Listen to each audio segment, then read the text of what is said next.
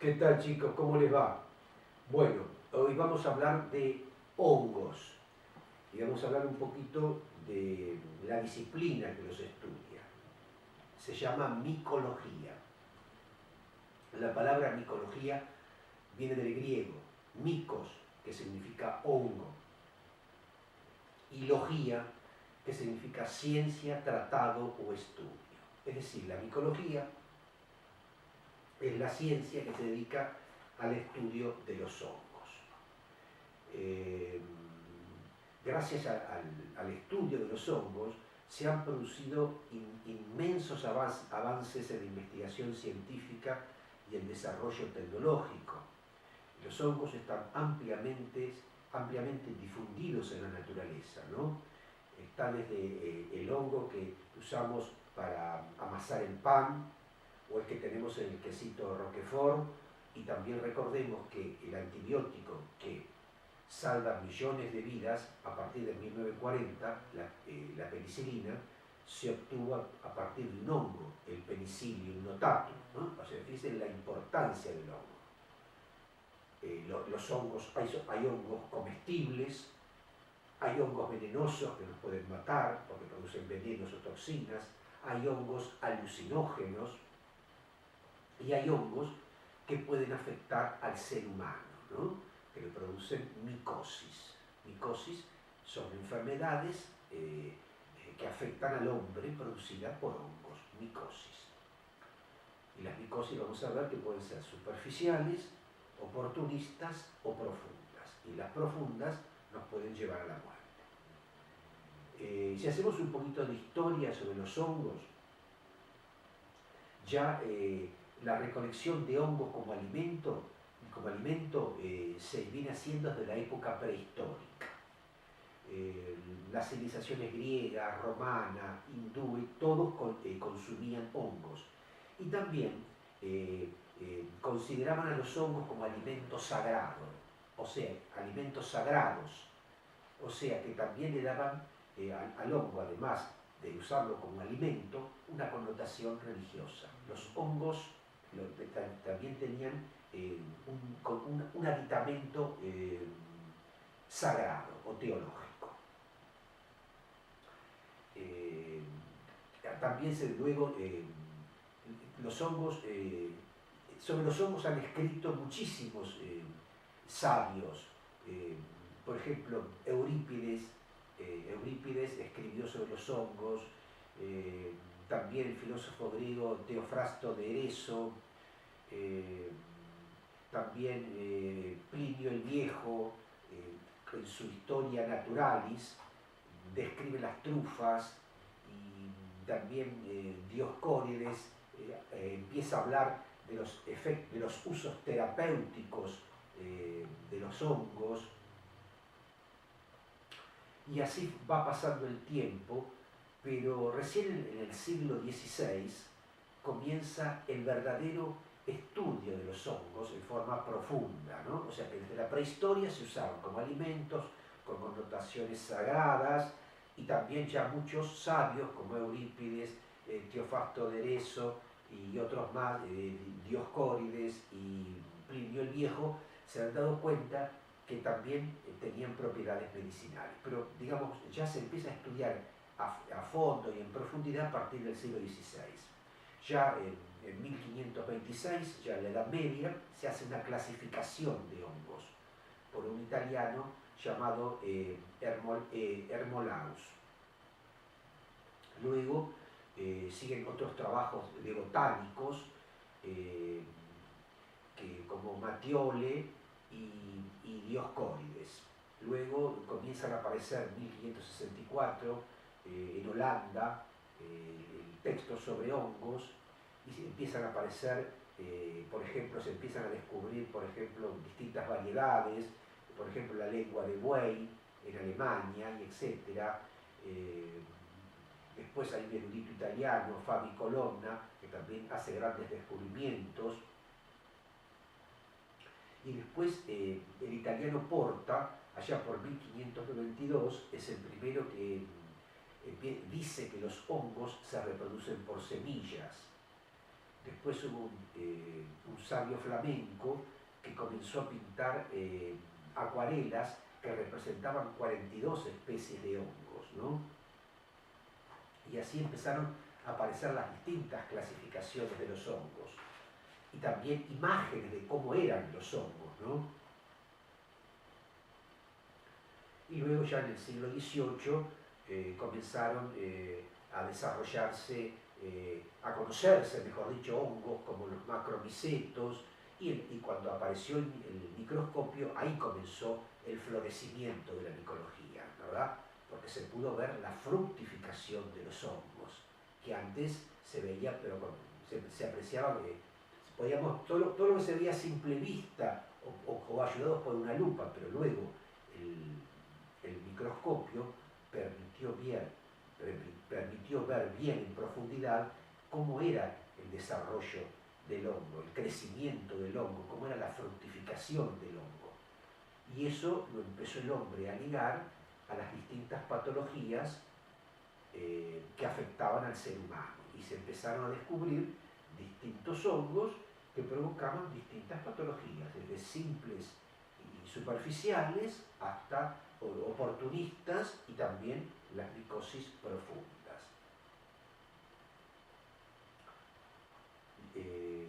Recién en 1801 un sudafricano, Persson, fue el que publica un libro exclusivamente dedicado a hongos, ¿no? Y así sucesivamente numerosos investigadores van haciendo publicaciones y clasificaciones y cada vez se sabe más de los hongos. Y luego ya para 1905 ya hay un código internacional de nomenclatura de los hongos, ¿no? La botánica crea una nomenclatura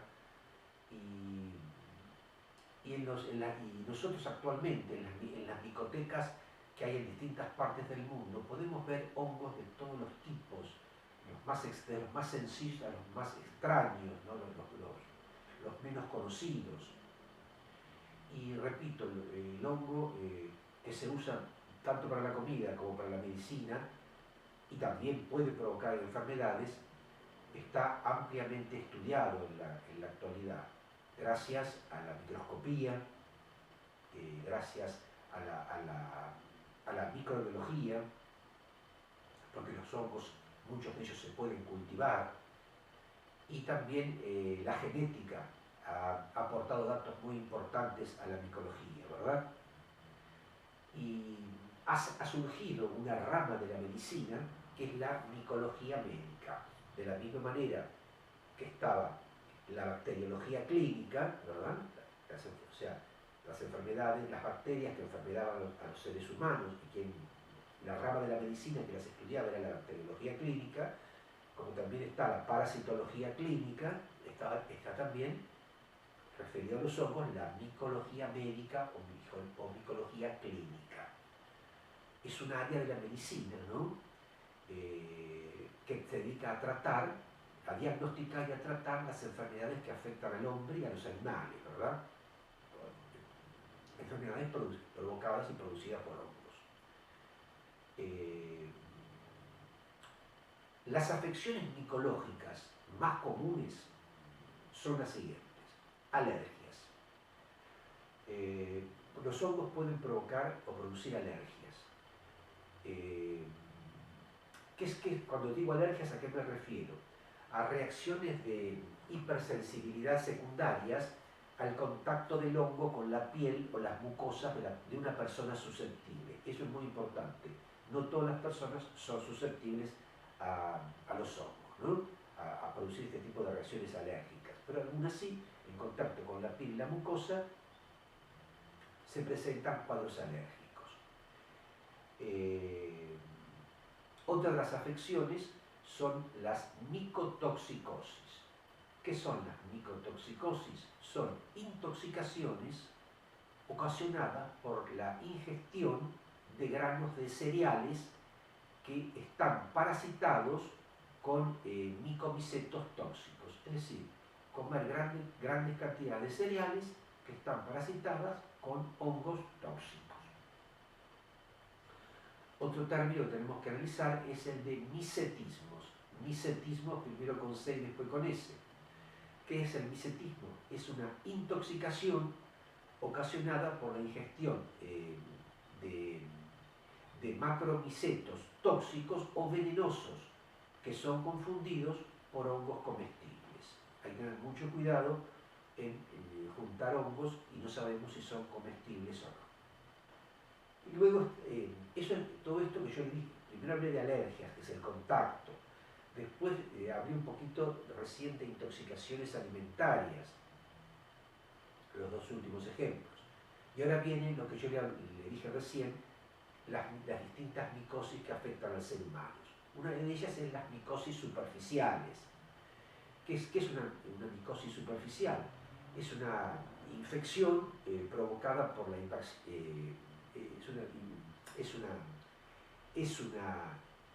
intoxicación, perdón, es una infección, la micosis superficial es una infección provocada por la invasión de los tejidos superficiales, es decir, ¿cuáles son los tejidos superficiales? La piel y las mucosas.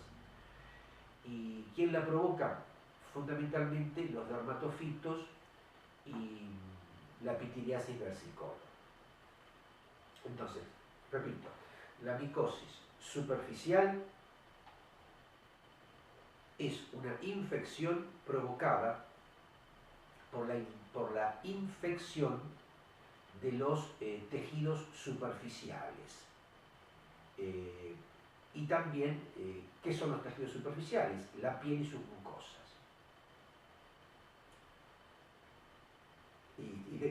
¿Quiénes la provocan? Las micosis superficiales, los dermatofitos y la pitiriasis versicolor, ¿no? O sea, que el hongo, ¿qué hace? Infecta como invadiendo los tejidos superficiales. Luego están las micosis subcutáneas, que es la infección por invasión, no como el caso anterior del tejido superficial, sino del tejido subcutáneo.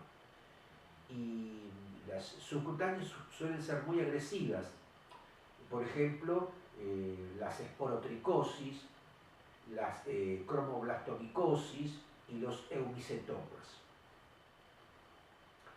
Luego están figuras como acá como infecciones oportunistas. A mí me gusta llamarlas micosis oportunistas. ¿Qué son estas infecciones oportunistas?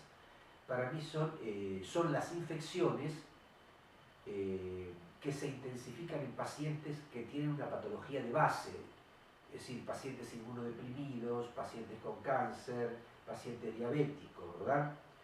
Entonces, ¿por qué digo oportunista? Porque esperan que las defensas del individuo bajen para ellos poder proliferar.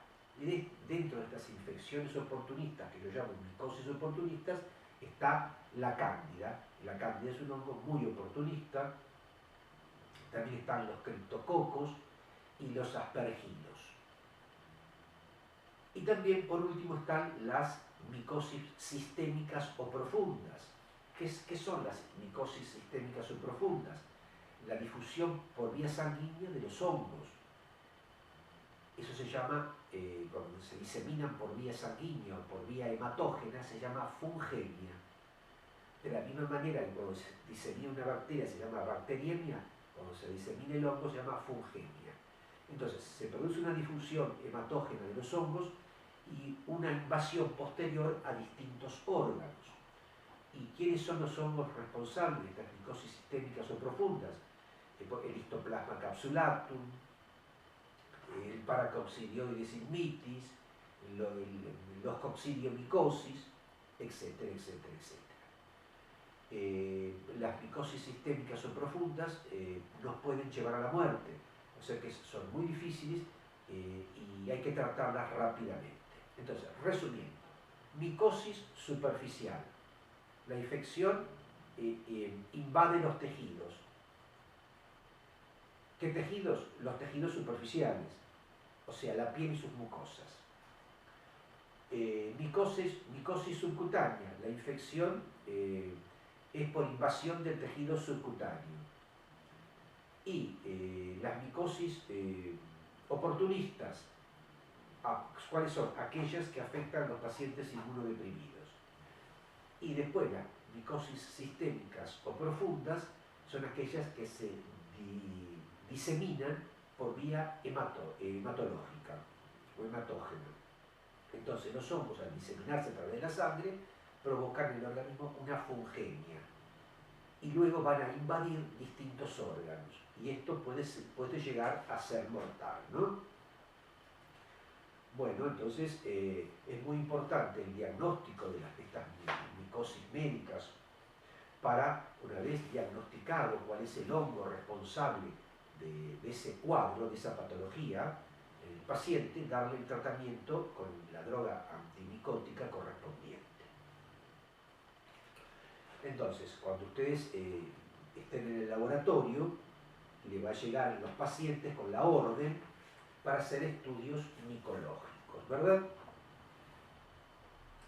Entonces, hay que fijarse qué tipo de estudio micológico le piden al paciente. Lo más común que le llega al laboratorio es estudios micológicos de piel, pelos o uñas. Así en ese orden: piel, pelos y uñas. Entonces, para obtener una buena muestra, por ejemplo, ¿qué tienen que hacer para obtener una muestra de piel o de uña?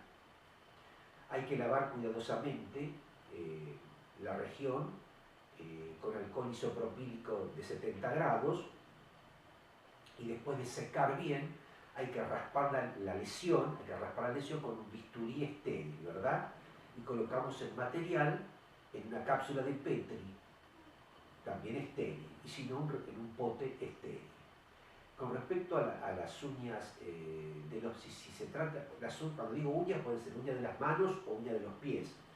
En ambos casos está aconsejado un par de días antes sumergir las uñas en agua y jabón blanco de la ropa durante varios días para que afloje todo ese material, ¿verdad? Entonces, al llegar al laboratorio le pasamos alcohol isopropílico y tomamos la muestra con un bisturí estéril, y luego la muestra que obtenemos va a un recipiente estéril. Entonces, eso en cuanto a piel y uñas, ya sea uña de las manos o uña de los pies. Pero también el médico te puede pedir un examen micológico de los pelos del paciente, ¿no? Entonces, los pelos que se sacan se hacen con una pinza estéril, una pincita de depilación estéril, ¿verdad? Y hay que sacar algunos pelitos, arrancar algunos pelitos de esas zonas donde se va a investigar, ¿verdad? También en las micosis subcutáneas, las que hablamos hasta ahora las primeras son las micosis superficiales, ¿verdad? Bueno, ahora pasemos a las micosis subcutáneas. Se pueden obtener distintos materiales. Las subcutáneas, por ejemplo, pus, el material que necesitamos es pus. Entonces, de ese pus sacamos muestra para poder después analizar a ver si hay algún hongo presente dentro de ese pus. O también exudados de lesiones que drenan, y ahí se saca la muestra para hacer el estudio. En ese caso se usa un hisopo.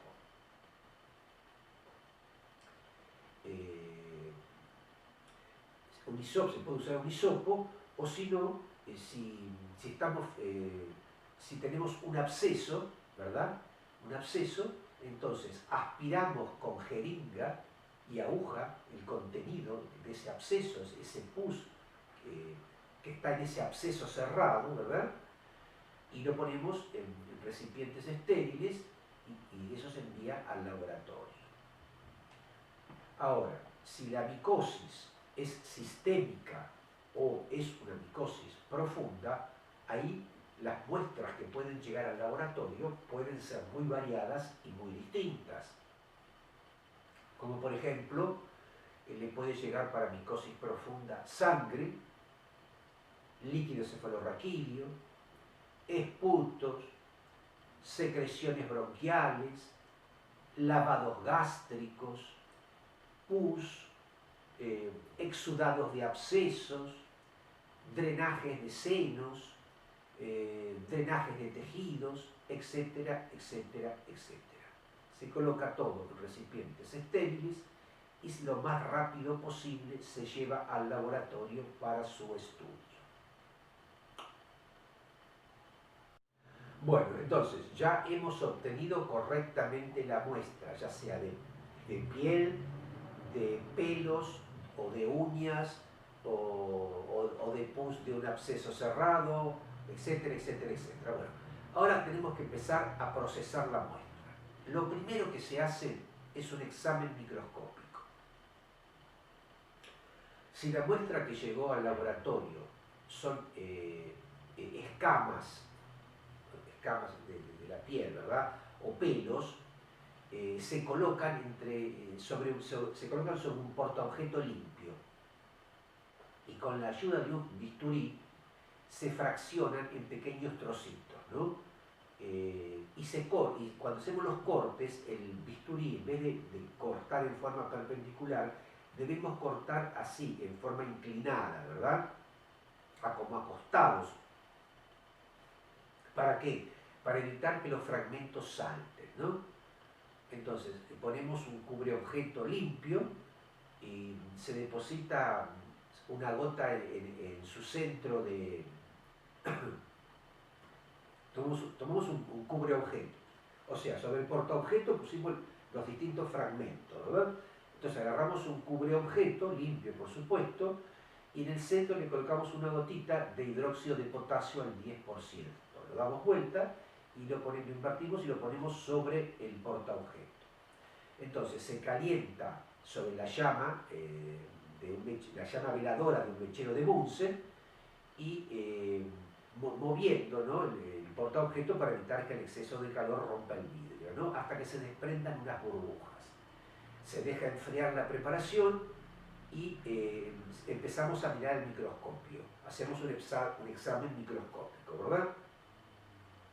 Primero examinamos con un objetivo bajo y luego con uno de alto poder de resolución. ¿Qué podemos ver? Primero, ¿qué podemos ver al microscopio? Primero nada, si no hay hongos no vemos nada. Pero si hay hongos podemos ver filamentos, podemos ver elementos levaduriformes, podemos ver pseudomicelios, podemos ver artrosporos, todo ese tipo de cosas lo podemos ver en el examen microscópico de escamas o de pelos. Ahora, en las muestras clínicas, como ser esputos, secreciones bronquiales, lavados gástricos, pus, exudados, sedimentos de líquido cefalorraquídeo, derrames pleurales o orina, también se examinan entre porta y cubre, ¿no?, con objetivo de bajo y alto poder, ¿no?, y con la luz reducida y para poder ¿qué? Para poder ver todos los elementos fúngicos que yo dije anteriormente, o sea, filamentos, levaduras, pseudomicelios o artrosporos.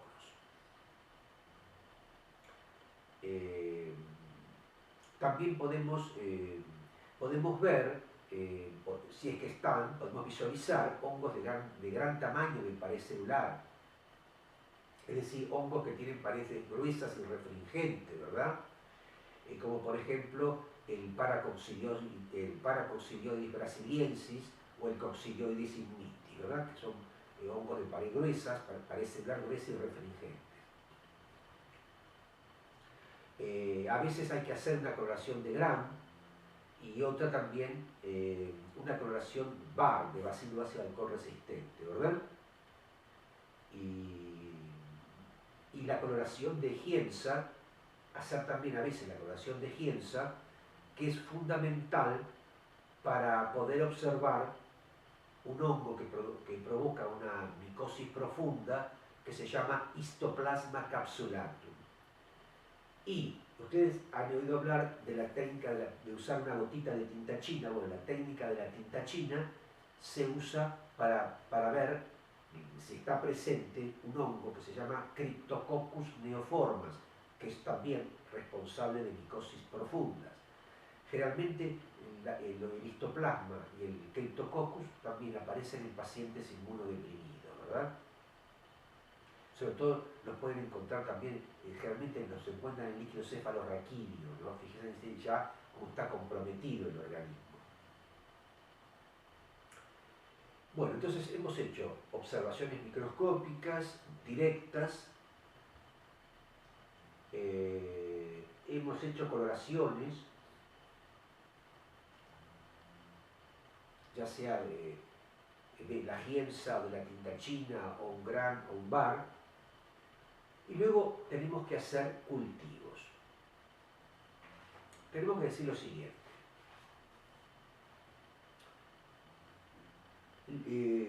Para cultivar las micosis superficiales, que son las que más le van a llegar al laboratorio, el medio de cultivo que se usa es uno que ya nosotros hemos hablado en clases anteriores, es el agar glucosado de Saburó. ¿Se acuerda que lo mencionamos? Muchísimo durante la cursada. Todas las micosis superficiales andan muy bien en agar glucosado de Saburó, ¿no? Si a este agar glucosado de Saburó le agregamos un poco de levadura al 0,5%, esto es para facilitar el desarrollo de los dermatofitos. Y también el agar glucosado de Saburó tiene 100 microgramos por mililitro de cloranfenicol. ¿Por qué? Porque el cloranfenicol es un antibiótico que impide el desarrollo de las bacterias que están presentes en la muestra, ¿verdad? Entonces, también a veces en vez de cloranfenicol se usa actidiol. En definitiva, entonces el agar glucosado de Saburó tiene una composición determinada que se puede mejorar agregándole un extracto de levadura al 0,5, repito, para mejorar el desarrollo de ciertos dermatofitos, y ya los botellones de hoy en día vienen con el cloranfenicol adicional. Entonces, ¿se acuerdan que nosotros cuando empezamos las clases dijimos que en bacteriología se usaba el ansa en anillo o el ansa recta, y que había otro tipo de ansa, que es el ansa en gancho, o sea, que el ancha que es así, perdón, un gancho, el ansa en gancho que se usaba en micología. Bueno, ahora tenemos que usar, para sembrar en micología, el ansa en gancho. Entonces, flameamos esa ancha, la dejamos enfriar,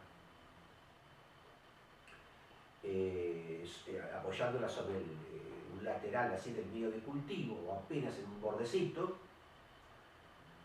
y esta ansa en gancho nos permite tomar mejor el material que está fragmentado, ¿verdad? Entonces el material lo depositamos en forma lineal sobre la superficie del medio, ¿no? Separando una siembra de otra de 1 centímetro. Y hay que hacer incubación hay que sembrar a 28 grados centígrados, hay que incubar a 28 grados centígrados y a 37 grados centígrados, ¿verdad? Porque hay hongos que desarrollan mejor a una temperatura que a la otra, y otros lo hacen a las dos temperaturas. Nosotros no sabemos qué hongo está presente, entonces de esa manera sembramos así en forma lineal, y si hacemos más de una siembra, que haya una distancia entre una y otra, y incubamos a 28 y 37 grados. Repito, la mayoría de los hongos que producen micosis superficiales alcanzan su madurez de desarrollo entre 7 y 15 días.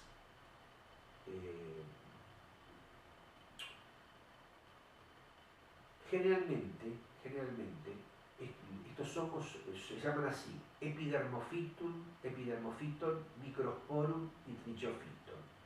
Generalmente son esos los que ustedes existe la posibilidad de encontrar. Generalmente digan así: Epidermophyton en piel, Microsporum piel y pelos, y Trichophyton piel, pelos y uñas. Esa es estadísticamente los sitios donde lo van a poder encontrar.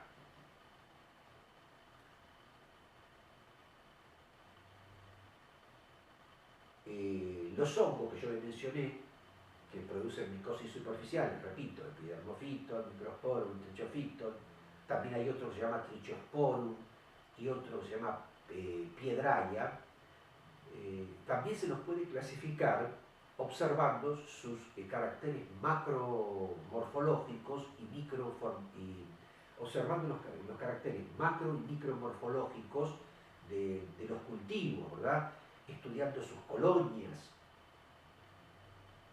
Es decir, no solamente está la observación directa del material biológico que llega al laboratorio, sí, hay que hacer una observación microscópica de ese material que llega al laboratorio, pero además hay que sembrar en medios de cultivo y luego ver las colonias, ¿verdad? Hacer una descripción de la morfología de la colonia, lo que vemos a simple vista, y después con el alza en gancho tomar material de esas colonias y mirarlo al microscopio y hacerle coloraciones. Entonces vamos a poder ver lo que yo dije recién, los caracteres macro y micromorfológicos de los cultivos, ¿verdad? A través de sus colonias.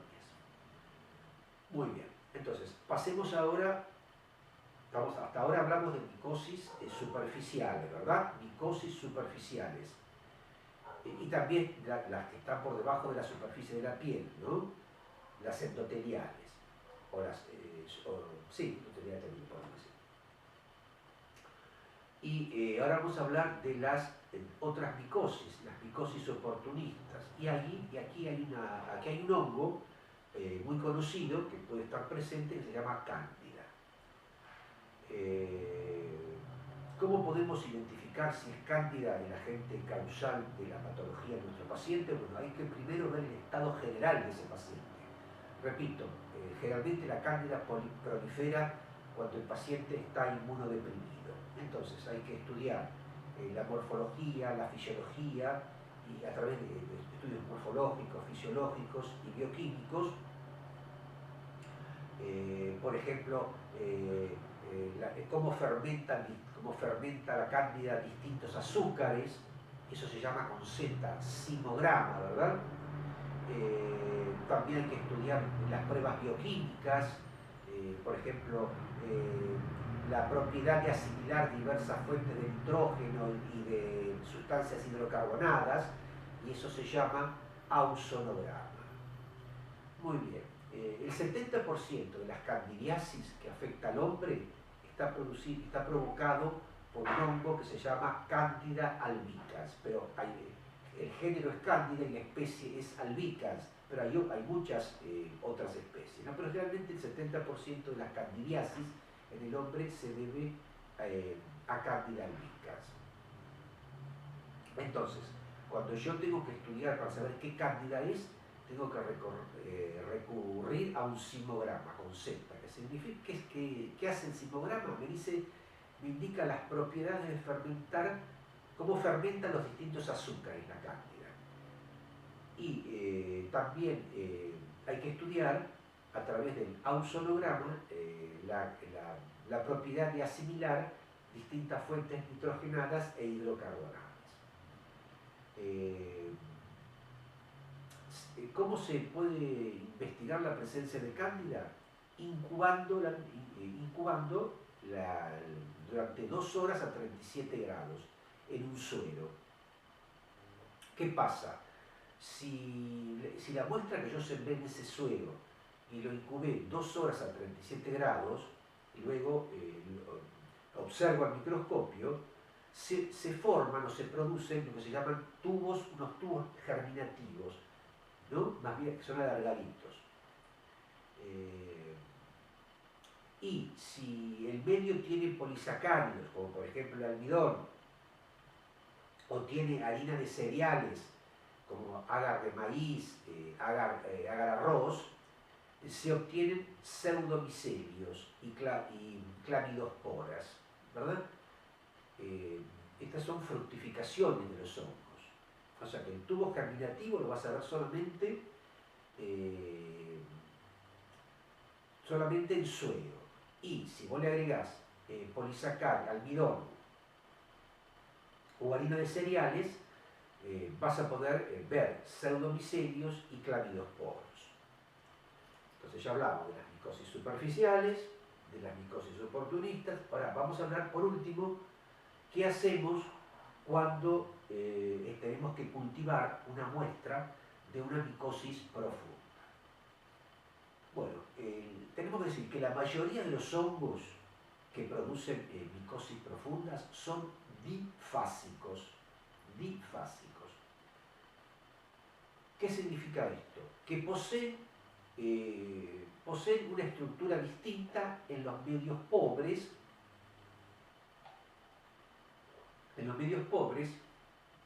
a las que presentan en los tejidos parasitados o en los medios enriquecidos. Por ejemplo, si yo siembro en agar de Saburó a 28 grados, desarrolla la fase filamentosa del hongo. Pero en cambio, si yo siembro en un medio enriquecido, por ejemplo, el agar 31 soya o agar infusión cerebro-corazón y sangre, y lo incubo a 37 grados, desarrolla la fase levaduriforme o parasitaria.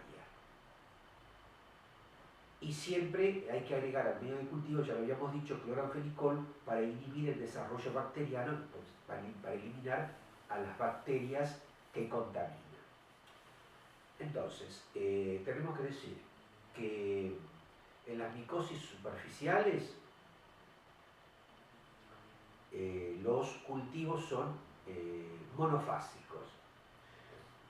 En las micosis oportunistas también, pero en la mayoría de las micosis profundas, la mayoría de los hongos que las producen son difásicos. ¿Qué significa esto? Que poseen una estructura distinta en los medios pobres a la estructura que presentan en los tejidos parasitados o enriquecidos, o en los medios enriquecidos. Y repito el ejemplo. Sembramos en agar glucosado de Saburó a 28 grados, desarrolla la fase filamentosa o saprofítica. Ahora, si sembramos en un medio enriquecido, como ser agar 31 soya o agar infusión cerebro-corazón-sangre en incubo a 37 grados, desarrolla la fase filamentosa o parasitaria. Bueno, ¿por qué es importante informarle correctamente al médico? El examen micológico, la observación. Primero, en un estudio micológico, primero una buena toma de muestra. Después, hay que hacer una observación microscópica para informarle qué es lo que se ve, y luego un cultivo de ese hongo, ¿verdad? Y de esa manera, una vez identificado el género y la especie del hongo en cuestión, es decir, del hongo que está provocando esa patología micótica, ¿verdad? Esa micosis, el médico pueda dar el tratamiento correspondiente para eliminar la enfermedad. Y repito, si la micosis es superficial u oportunista, no hay problema, pero si es una micosis profunda en la cual el hongo se ha diseminado por vía sanguínea, puede llevar a la muerte. Bueno, chicos, la clase de hoy ha terminado y nos veremos en la próxima. Gracias.